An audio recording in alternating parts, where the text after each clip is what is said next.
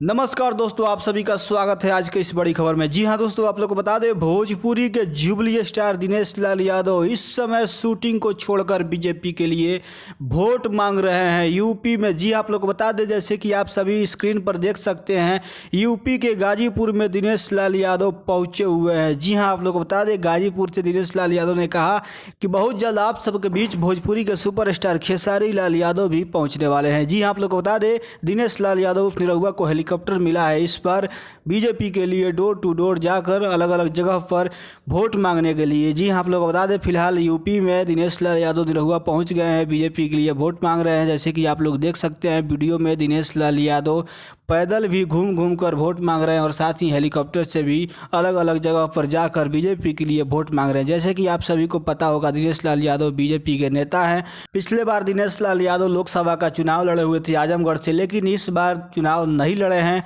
और इस बार बीजेपी के लिए कैंपेनिंग कर रहे हैं, बीजेपी के लिए चुनाव प्रचार कर रहे हैं। जी हाँ, तो नमस्कार। आज के इस वीडियो में दोस्तों इतना ही जानकारी लेकर आया था। वीडियो अच्छा लगे तो वीडियो को लाइक शेयर जरूर कर दीजिएगा। धन्यवाद।